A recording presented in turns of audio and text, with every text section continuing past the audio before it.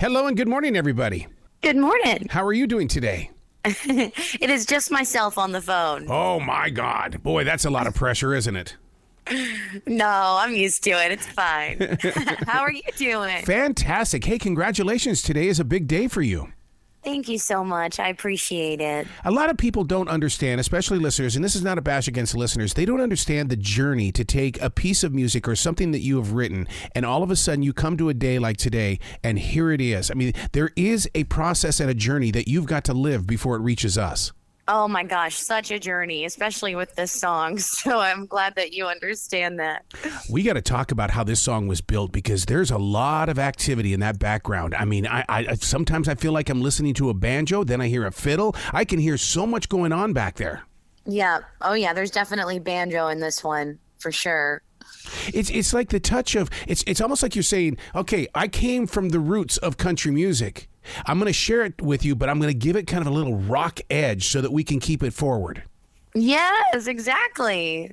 Want to keep it fresh. It's pop country, not trying to be here today in this day and age, but keep it country. So it's marrying the two together is what I try to do. One of the things that we don't get the opportunity to do, Lana, is get to talk to you after you've been on such a major national show, and it's like, okay, what happened to? And I love the fact that not only did you continue growing, but you want to put yourself in a position of being recognized in music. Yes, exactly. I have. And for me, I like to say the show ends, but my dream didn't. And if anything, it just was secured, and moving across the country to Nashville right after it ended, building a team. My Nana says the grass doesn't grow too green under your feet all the time. It's true. Building that team, what does that require? Because so many times, musicians will say, I got it on my own. No, I don't think so, man. You've got to have someone around you. Oh my gosh, it takes a village, I will say. Right now I have an attorney, I've got a publicist, I'm still building the rest, but my husband is the person I, can always lean on as well, and good friends. But it takes a village. Finding the right producer is so important, which I have found. Love him. And I've got, people in my band here in Nashville that they were in my first ever band back in my Berklee Wow. College of Music days in Boston. So that fiddle player, we've been friends and doing music for over 10 years, and same with my drummer. And so if you ever come see a Lana Scott show, you'll see my husband to my right, my best friend to my left. I mean, there's history there. It's so important. That voice of yours, the way that you can really bring it forward. I mean, when you're listening to this song, I mean, you just melt into it because you're sharing a story, and you make us want to harmonize with you. So you're probably going to hear us singing out of tune sometime, but especially at a live performance. But you invite us to sing with you. Oh, that's a really big compliment. I really appreciate that. I've actually never heard it put quite that way, but that's what I want. I mean, for me as a listener, I love when I'm listening to a song and I just can't help but sing along. So I'm glad that this is that for you. And I really pray that this song does call people to sing along, and really even deeper than that, to believe and just know with full confidence that the problem that they're in or the thing they're facing right now is not permanent, and they're going to be okay. I want it to be just this anthem that we can all sing over ourselves together when we need it. And we all need it sometimes. I need that message sometimes, So where do you place it on your list when it comes to performing live? Oh, it's right in the middle. Is it? Yeah. I try to start with, something just really upbeat and fast, maybe even like a funny song, fun. And this one, it's not quite a ballad. It's not a slow song, but it really builds. It's a good mid-tempo, but because it means so much to me, I like to stop, talk a little bit about it, and get into it. It's just so special to me, and one of those, I like to put my more sentimental songs in the middle of my set. Isn't that part of the showmanship, though? I mean, that relationship that when we're in that arena or in that music hall, it's what you're sharing with us that creates a stronger connection. Yeah, exactly. And those human to human heart connections, like when I share a vulnerable, sincere piece of my past or my dream for the future, there's so much more of an opportunity for the people in the seats to relate and understand and even think about themselves and their own lives. And that's the whole point of it for me, of why I do music, is that connection aspect, and trying to just remember, hey, like we're all people in the same room just celebrating life and music together. So that's what it's about. Speaking of being in that same room, who was in the room with you while you were putting this together? Was it you and just the engineer, or did you have all the musicians in there with you as well? Oh, we had a live drummer. We did try fiddle for this song, but it ended up just not quite being the right song to have fiddle. But my producer played the banjo. My husband, he's a guitarist. He was not the main guitarist. There's another guy named Jeff King who played so great. He was good friends with my producer. But my husband came in, and there's this signature sound at the end of each chorus where you hear the slide go, and that signature sound, that's my husband. He played that. So it's definitely a collaborative project and really fun. I love it when we put Easter eggs in songs. Yes. Like this is going to be for those 8 bars that happen twice, you know? Yeah, because Casey Kasem and even Ryan Seacrest were the type of guys that when they would share the story of music, it opened up our eyes to basically to love that song a little bit more and to listen to that song a lot closer. But nowadays, the storytellers, it takes someone like yourself, the village, to come out and say, look, here's what you need to be looking for. Yeah, I love that. That's true. And one of the things that we're going to be talking about is why this song even came into being. This has got a deep story to it. Right. Yep. And I don't want to trigger anybody with the S word, but I did lose 2 friends to suicide growing up, and it totally affected me. It's a ripple effect in both communities I was a part of, and it's so hard to grapple with, especially when you're younger. I don't think it could ever be easy, but as a kid, that kind of loss, it's just really hard to digest. But I really knew, and I could feel the power of the music that I would listen to that would get me through. And I strive, and one of my big goals is I want to be an artist that people can listen to that makes them feel better, not worse, because there's so much music out there. And I'm not going to point any fingers, but it's hard. There's just a lot of just darkness out there without a silver lining. And I just, I think when you're young and you're so impressionable, it's so important to have some songs you can just lean on and listen to that are going to remind you of the truth that things will get better, things do get better, and things make sense later when you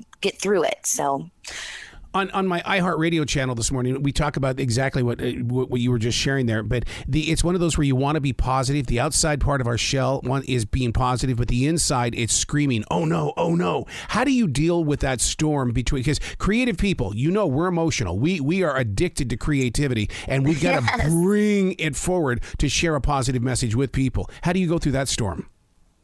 Well, honestly, that's a great question pertaining to this song, because with this song, it's a delicate balance because it is such a heavy topic that inspired the song. And I didn't want to write a song that just says everything's okay and everything will always be okay. I mean, the lyrics, it's like I'm living under pressure. I'm dealing with indecision. I'm fishing for validation. And the less I get, the more I slip away. Like, that's a very serious, real lyric about having a hard time, but it's the chorus that says, I have half a tank though of I ain't done yet.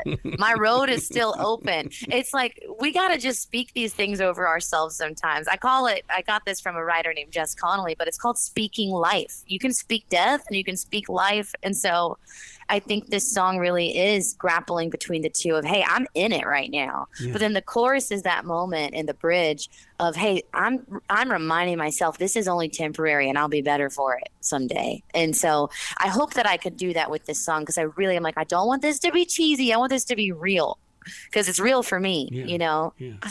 Getting to that chorus, in radio, we always say, hurry up and, get to it as quickly as possible in 25 seconds or it's going to file 13. How did you know how to get to it as quickly as possible? Well, I appreciate that. I think because this first verse does tell more of a longer story than the second verse, It was important to us with production that the second half of that first verse, you hear this beat come in, this little stick sound. There's more, you can hear like the 4-part harmony starting to trickle in. So it's building throughout, which is so important. Even chorus 2, as opposed to chorus 1, is so much stronger with more elements. I was just a sucker for these songs that build, I gotta tell you. So for me, it's all about the build, to keep it interesting, to keep people listening to the message. Is that you harmonizing with yourself? That is me. Actually, you know what? Those verses are me But there is a lower harmony in the chorus. That is my producer, Josh Ronan, who is singing that lower harmony. I love his voice. It's so gravelly, and I thought it would really complement mine well. And I'm so proud of him. He just got a cut with Kelly Clarkson, and he's such a hard worker. But I'm loving writing with him at Demolition here in Nashville. That is so interesting that you say hard worker, because yesterday on Howard Stern, Pitbull was talking about it's not talent that gives you success. It's hard work that leads you to success. Well, let me tell you about hard work. No, every morning from about 7 a.m. to 12, I work. I take my laptop, I go to my neighborhood cafe, and I'm emailing, I'm making calls, I'm designing my website. I'm wearing like 10 hats. But I wouldn't have it any other way, because this dream takes work. Yeah. This life takes a lot of work. And I think people are really starting to catch on and see this and wanting to be a part of it. And my team is just starting to really come together, to where I'm not having to do as much of that, but learning how to pass the torch to others who want to help me. But it's so much work. And like you said, when we started this, so much goes into just one single song. So it's a release for me emotionally today that the song is out. It's like my baby's out. Now, is it going to be part of an EP? Is it an album? What's on the way? This is part of an album. So I've released 2 singles so far. Country Girl Guarantee was my last one last summer, and then this one. And I've got 10 songs total that will shape my first album. But living in a time where singles and this is just really the way to go if you want people to hear them, especially as an independent artist right now. This feels like the approach. So I'm going to be releasing at least 4 other singles that I've got ready this year. So this year is a big year of releases for me, but this is the first one. I'm so excited. It just feels good to be able to say that out loud, because I've got so many songs now that I love and believe in that I just want people to hear.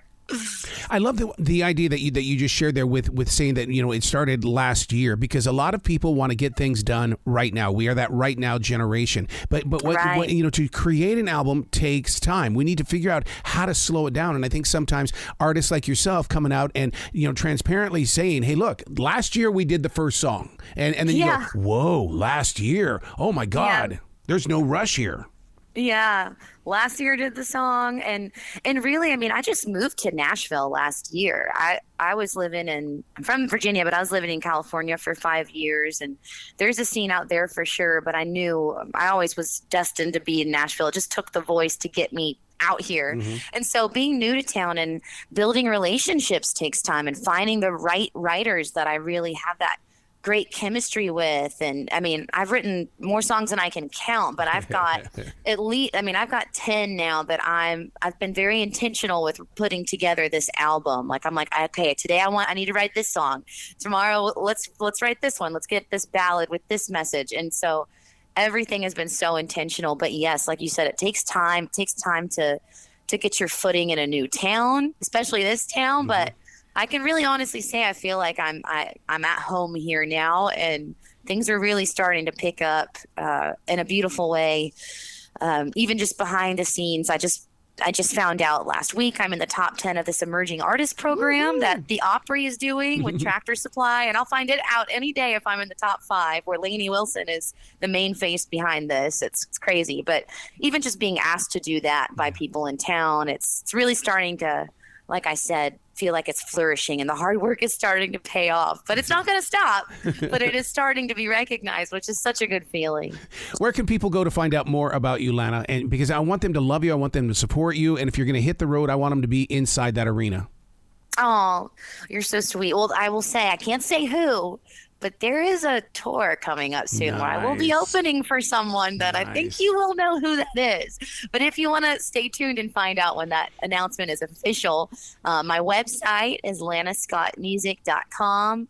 And then online on social media, it's A Measure of Lana. So I'm on Instagram and Facebook. It's Lana Scott Music as well. So I'm always updating all the platforms and everything will be announced there, along with my first music video that's tied to this song next Friday. Taste of Country is premiering it.